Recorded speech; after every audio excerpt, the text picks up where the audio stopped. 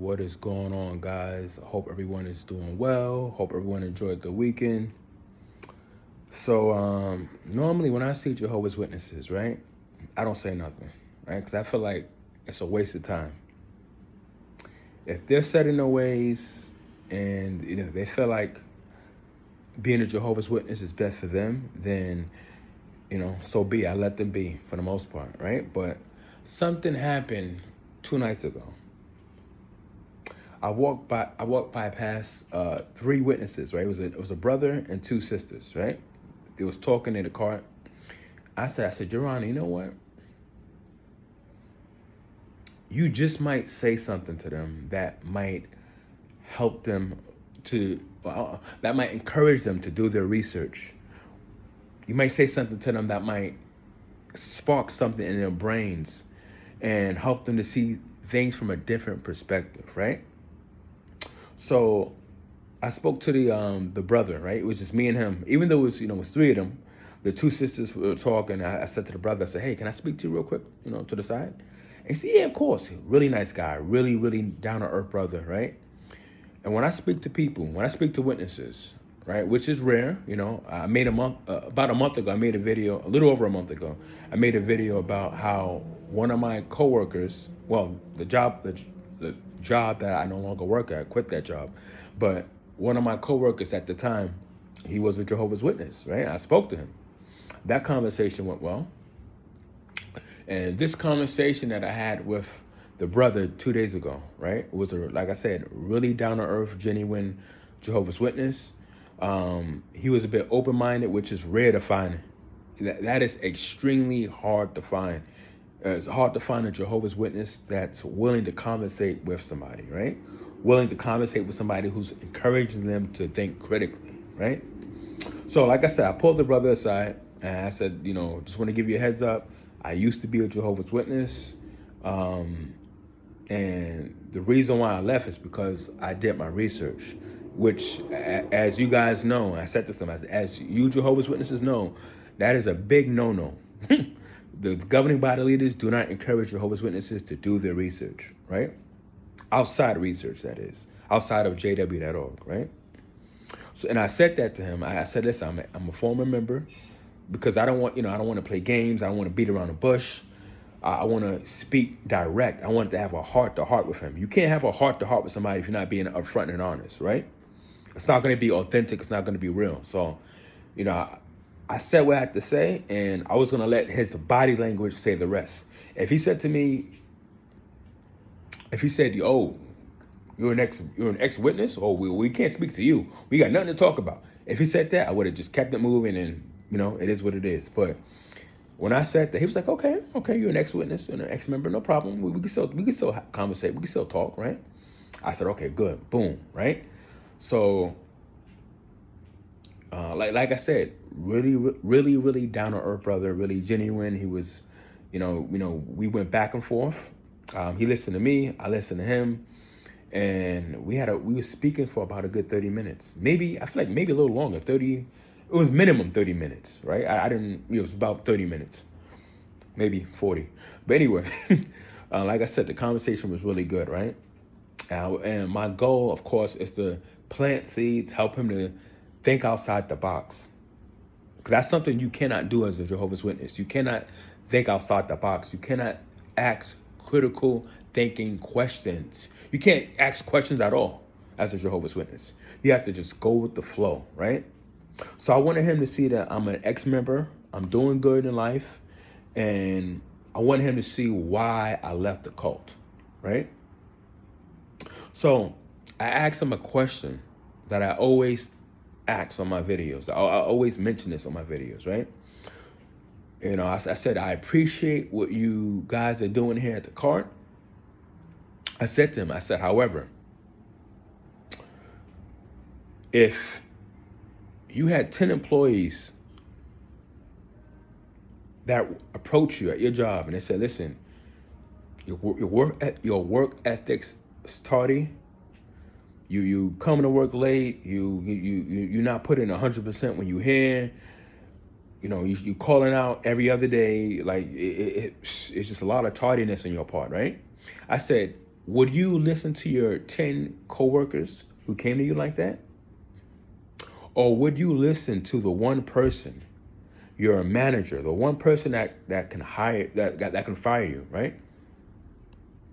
Who would you listen to? 10 regular nobodies, 10 regular employees, or your manager, the one guy that can hire you and fire you? Who would you listen to, right? Who would you feel more obligated to listen to? And he said, of course, the manager, right? I said, good. I said, with that being said, I respect that you and the two sisters out here, you guys are preaching, you in your heart, you feel like you're doing what's best. I respect that, right? I respect that.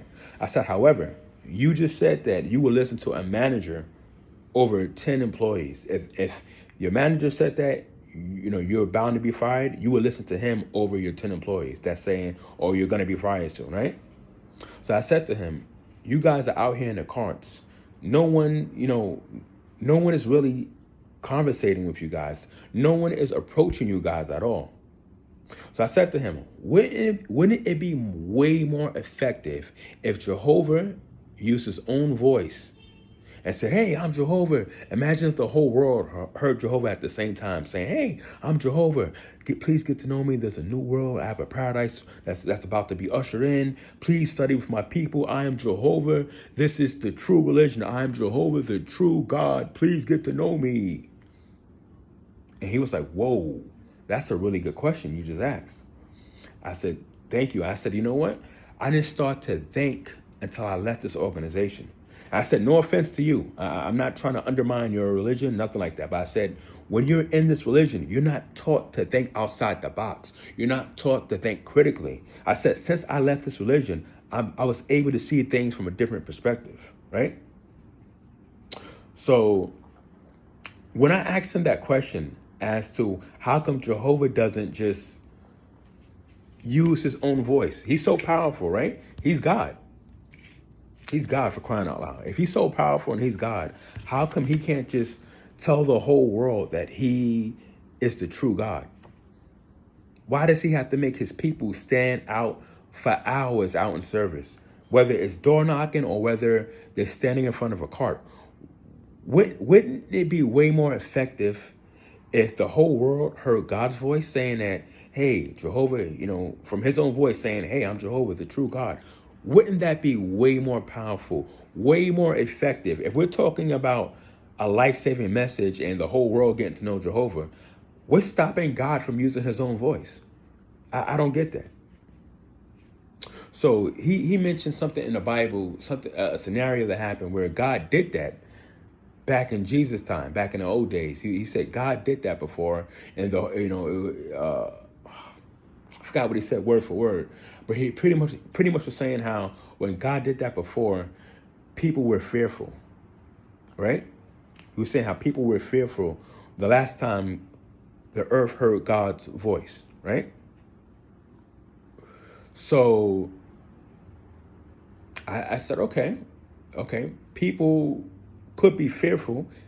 However, what's the goal here?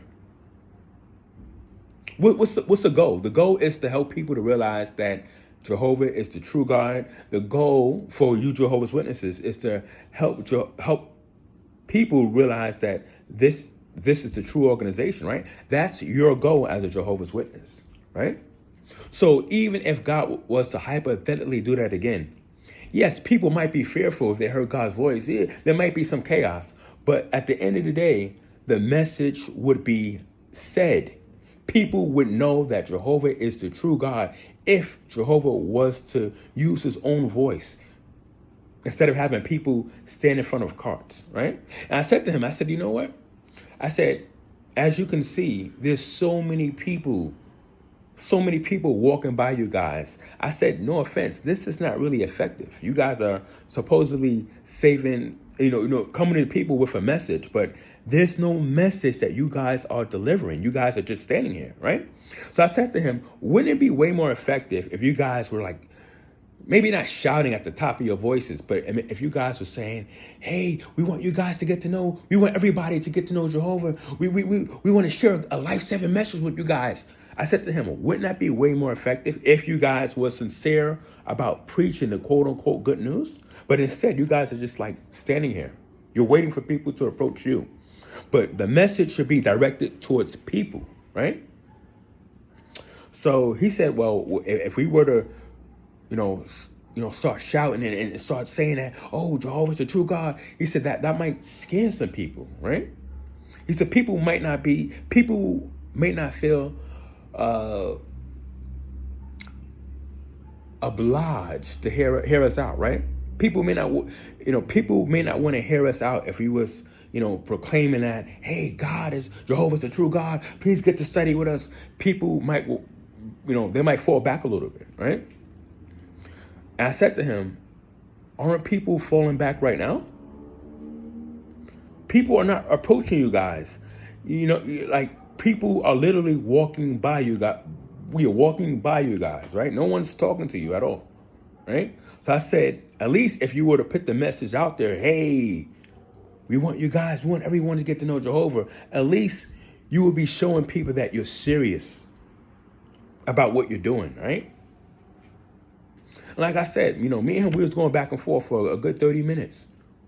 He was listening to me. I was listening to him. We had a really good conversation. He was a really, really genuine, down-to-earth brother, right? And he told me something that was, I understand why he's a witness. I understand why. We got into we started speaking about the governing body leaders, right? I know that's an extremely touchy subject for any Jehovah's Witness. The minute you start mentioning discrepancies from the governing body leaders, most Jehovah's Witnesses will start to, pull away because they don't want to hear anything negative, right? But I said to him, and I couldn't believe that he didn't know this. So I said to him, if you don't mind me asking, my brother, I said, why do you feel like you need to listen to the governing body leaders when they said from their own mouths that they are not even inspired by God, that they're infallible, they make mistakes, they get it wrong? If they're not inspired by God, why do you feel compelled to listen to the governing body leaders, if you don't mind me asking? That's what I said to him, right? And he was like, hold on, they're not inspired by God? I said, yeah. I said, it's in a watchtower. He said, which watchtower, right? I said, the February 2017 watchtower article, right? He said, okay, he pulled out his phone right then and there. He pulled out his phone because he didn't believe me, right? So he went to, I think it's in paragraph 12, right? The February 2017 watchtower article. We were scrolling through the watchtower, but I believe it's in paragraph 12, right? And we finally found the paragraph, right? Which is paragraph 12. And he was like, whoa, they're not inspired by God. I said, I told you. Didn't I tell you that? So then, as you know, Jehovah's Witnesses, they somehow have to finesse the situation, right? Even when they're wrong, they have to be in a quote unquote right? So he goes, oh, well, they may not be inspired by God, but they're led by the Holy Spirit, right? So I said to him, how can you prove that? I said, what proof is there that they are actually led by the Holy Spirit? I said to him, if a crackhead came to you right now and said, hey, I'm led by God's Holy Spirit. I'm God's chosen person on earth.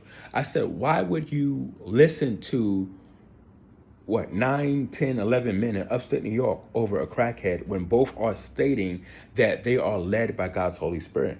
I said, they both could say the same thing, but at the end of the day, neither one can prove that they actually are chosen by God. No one can prove that they're chosen by God. Anyone and everyone in different religions can say, oh, I speak for God. I speak to God directly. People could say that all they want. But nobody on this planet can prove that they actually are chosen by God. Nobody.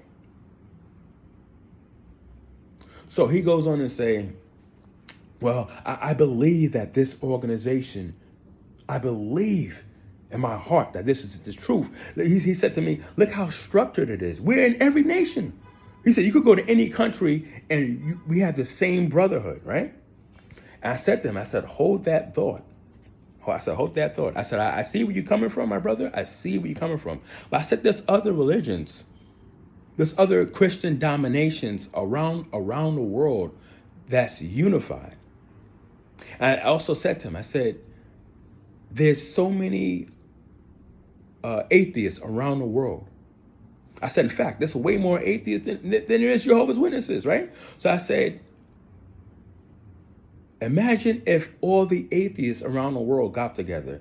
Does that mean that just because they're unified and they have that one thing in common, does that mean that God doesn't exist? Just because there's an abundance of atheists all over the world, does that mean that God doesn't exist? So just because you're unified and you believe in the same thing and it's structured, it doesn't mean that it's the truth. I was trying to help him to see that, right? And he agreed with me, right? But he said something which is, it was a bit sad. He said to me how he lost a sibling some years ago, right? And as we know, this is how this organization locks people in.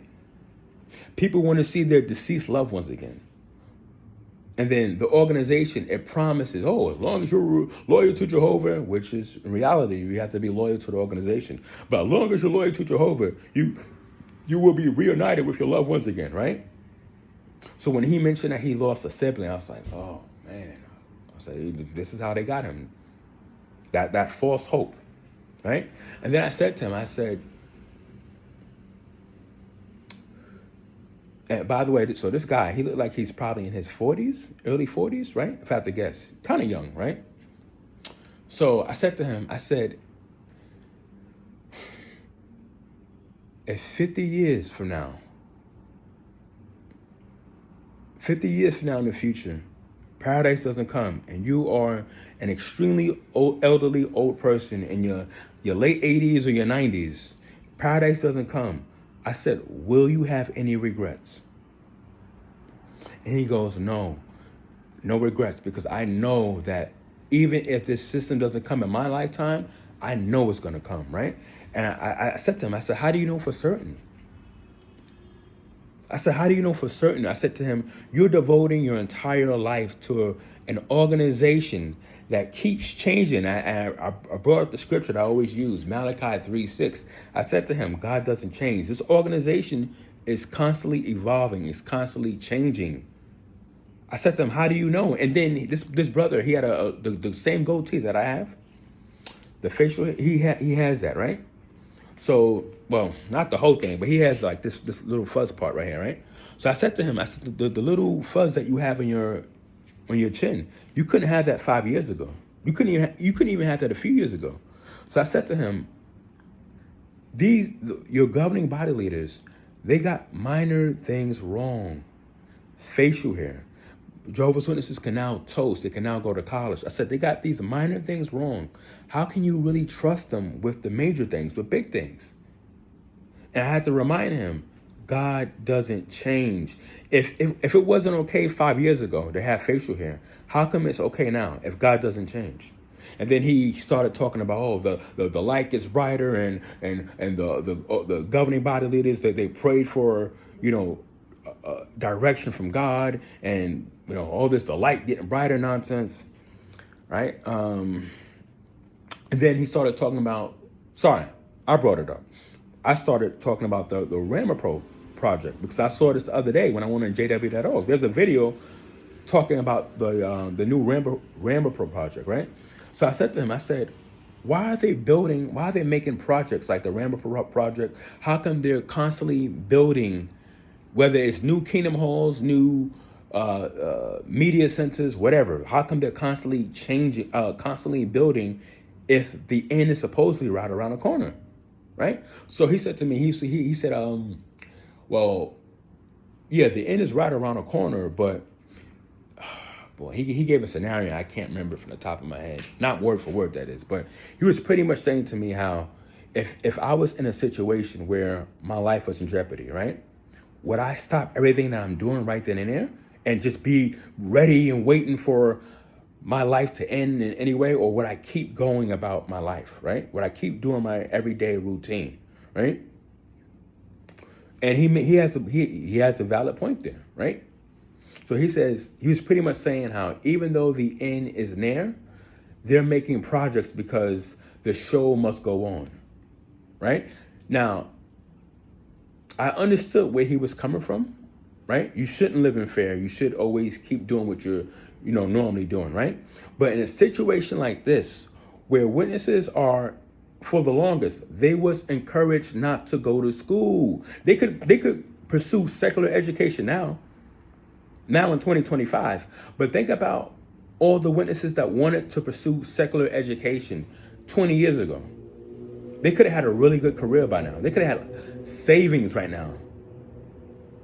Instead, a lot of witnesses are living from paycheck to paycheck. A lot of witnesses are living in poverty, right? So why is it okay all this time, the organization, they're making project after project after project, whether it's a Rambo Pro Media Center for more videos or more Kingdom Halls, assemblies, whatever. Why have they this whole time they've been constantly building, so they can invest in their future. The governing body leaders, they can invest in their future, right? But the rank and file, this whole time, we couldn't invest. Sorry, not we.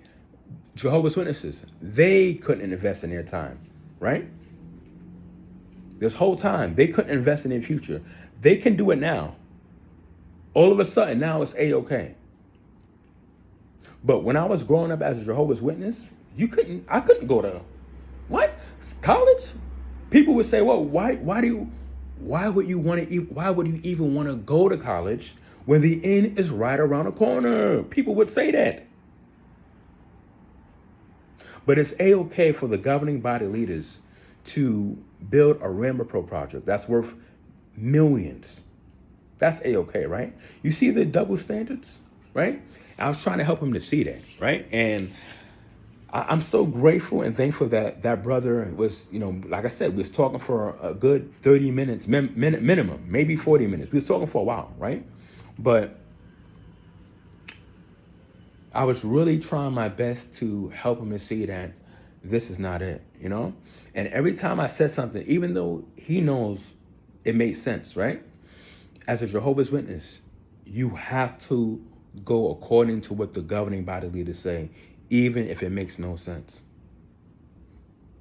But when I said to him that, and when I asked him, I said, why is it that Jehovah, he can't use his own voice to help people see that this is the truth? I said to him, there's so many people struggling. Why is Jehovah waiting?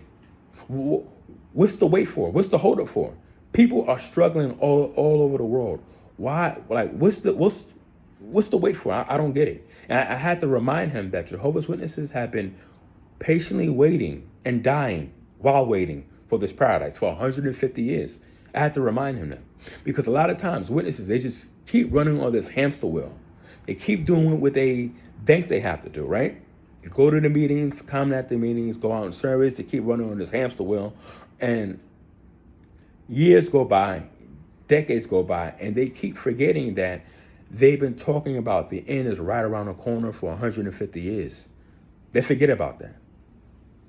So when I said that to their brother, I said, you guys have been saying this for 150 years, and I pray and I hope that I spark something, because I was making a lot of valid points, a lot of things that he couldn't really,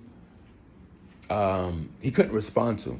Some things he did, he was able to, have a comeback with, but a lot of things I was saying, he couldn't, like, there's nothing that no Jehovah's Witness could say. When I say to Jehovah's Witness, why is it that God is allowing his precious people wasting their precious time on this planet, standing in front of a carts, door knocking, phone witness, letter writing, whatever?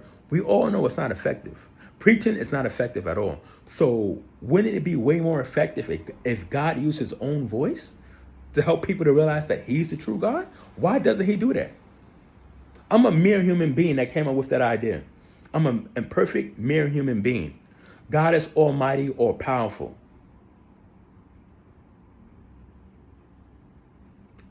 God is almighty, all powerful. And he can't use his own voice to help people to realize that he's the true God? He's going to have people waste their time standing in front of carts for hours in all sorts of horrific weather conditions, whether it's extremely cold or extremely hot. He's going to have his people out in the scorching heat. He's going to have his people freeze just to preach to people who's not even interested in. They're not even interested in listening to what the witnesses have to say. It makes no sense. It really doesn't make any sense. As we know, preaching is not an effective way at all. We know that, right? But yeah, like I said, me and him, we had a really good conversation, right? And, before I end this video, he kept saying how in his heart, he knows that this is the truth, because he kept saying, times are getting worse. That Jehovah's Witnesses, they love saying that. Times are getting harder and harder. We live in the last days because there's more earthquakes. He was talking about there's way more earthquakes, which is true. I will admit to that. There has been way more earthquakes this past year than I can recall in my entire life. There's been a lot of earthquakes worldwide, right? But I said to him, there's always been earthquakes. Yeah, it's been a bit more earthquakes this year, but there's always been a surge of earthquakes. There's always been violence. There's always been wars. There's always been poverty. All that has been here. Like he was talking about it, how like it's getting worse and worse and worse. It's always been here. Wars, crimes, earthquakes. It's always been here, right? And just because there's an abundance of earthquakes, crimes and wars, poverty, that doesn't mean that the end is right around the corner. Because as a Jehovah's Witness, that brother and every Jehovah's Witness, they're basing their entire life on a belief system that they can't even prove is true. Now, I wanted to encourage him to do his research, but I already know that's the first time we spoke. And the conversation was so good. He was saying, he said, listen, I'm here at this time every night. I mean, every night on this particular day. He said, if you want, you could come back, next week. We could have another conversation, because like I said, it was a powerful back and forth. And I just pray that I was able to plant some seeds, because I know I was making some valid points. I'm not trying to toot my own horn here, but I know I was making some valid points. And because I used to be a witness, I already know everything that he's bound to say. So everything that he said, I already had a response ready. So I already knew how his brain was working, right? But the fact that he lost his sibling years ago, you see, this is how this organization keeps people locked in. Because even when people have doubts, right, they always go back to, if this is not true, one of two things is going to happen. I don't see my deceased loved ones again, and I don't live forever on a paradise earth. Sorry, three things. And I wasted all my precious time in this organization. No one wants to come to neither one of those conclusions. No one wants to come to the conclusion that, one, they're not going to see their deceased loved ones again. Two, they wasted their precious time with slaving for decades. No one wants to admit that, right? No one wants to come to that conclusion. And three, no one wants to come to the conclusion that one day they're going to die. They don't want to believe that. Even though we all know that's inevitable, it's bound to happen, right? But it's sad. When I was speaking to that brother, I saw the indoctrination. I saw it because he refused. He was fighting to think critically. He refused to think outside the box, even when I was making valid points, right? And it's all because, like I said, he has a deceased sibling that he wants to see. And I get that. But it's horrific how this organization, it keeps people locked in one way or another. It keeps people on this hamster wheel, waiting for something that's never going to happen. And I felt bad for him. When I left that conversation, I felt bad because it's like watching a grown-ass adult believe in Santa Claus. And they're all excited. They're talking about Santa Claus. Oh, I can't wait to see Santa come down the chimney. I got cookies and milk waiting for Santa. I can't wait to see him. He's coming soon. I can't wait. It's like seeing a grown-ass adult be excited about something that's not even real. And all you have to do, it's nothing I could do but just look back and feel sorry for them. And I asked him twice. I said, if paradise doesn't come and you live to be 90 years old, are you going to have any regrets? And he goes, no, because I know for a fact that paradise is coming. In reality, he doesn't know for a fact. It's just faith driven. When I was a Jehovah's Witness, I had so much faith. I was so confident that I had the truth. And I was only confident because that confidence was riding on faith. It wasn't riding on facts. I had no facts. I never even spoke to Jehovah. I don't even know if Jehovah exists. But you have so much faith as a Jehovah's Witness that your beliefs in your brain, your beliefs become facts. Even though there's no proof, there's no facts. But you have to have faith. You have to keep convincing yourself. That's why they encourage you to always go to the meetings, because if you miss one meeting could throw you off guard, and you could start to see things, see life from a different perspective, see life from a different set of lenses. The organization, they don't want you to do that. That's why they encourage you, don't miss any meetings. Keep running on that hamster wheel until the day you grow old and eventually pass away. But yeah, guys, that was my conversation with that brother. Like I said, really down to earth brother, really loving, super, super chilled. And I just pray that I planted some seeds. I pray. Anyway, guys, if I see him again, obviously I'll make another video about it in the future. But till next time, love you guys. See you later.